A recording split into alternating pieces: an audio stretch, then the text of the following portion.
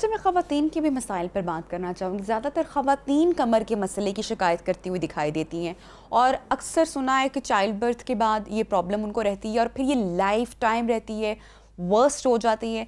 फिर एपिड्यूरल के बारे में भी हम काफ़ी बात करते हुए दिखाई देते हैं। लोगों की उस हवाले से भी बहुत सारी मिथ्स हैं। कॉन्सेप्ट ये है कि जो ख़वातीन एपिड्यूरल यूज़ करती हैं, दो कि बहुत सारी गायनिकोलॉजिस्ट जब उनसे मुलाकात होती है तो वो डिटेल में बात करती हैं कि नहीं, ये सिर्फ एक एनेस्थीसिया का एक नॉर्मल इंजेक्शन है, जो कि जब सी सेक्शन भी होता है तब भी एक आपको एनेस्थीसिया दिया जाता है। तो इसका एज सच कोई बैक पेन से ताल्लुक़ नहीं है अनलेस अगर आपका जो लाइफ स्टाइल है वो दुरुस्त नहीं है। और पिछले ज़माने में कौन से एपिड्यूरल हुआ करते थे, तब भी ख़वातीन को कमर की दर्द की उतनी ही शिकायत थी। तो ये दो सवाल हैं कि ख़वातीन को चाइल्ड बर्थ के बाद कमर का दर्द क्यों बढ़ जाता है, प्लस जो एपिड्यूरल के हवाले से मिथ्स हैं, मैं उस पर भी आपकी राय लूँगी।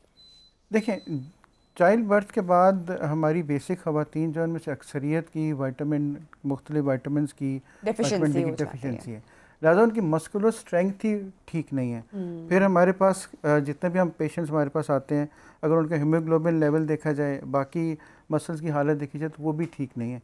अगर कंटिन्यूस चाइल्ड बर्थ्स हैं, आपकी डाइट ठीक नहीं है, आपकी कोई एक्सरसाइज नहीं है, तो दर्दें तो होंगी।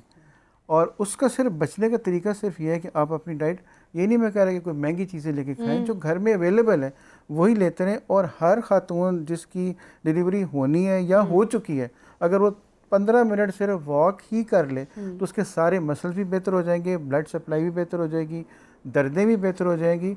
और उसके बाद उसको जो ओवरऑल जिस्म में दर्दें होती हैं, उसकी जो नोयत और शिद्दत है वो दोनों कम हो जाएंगी।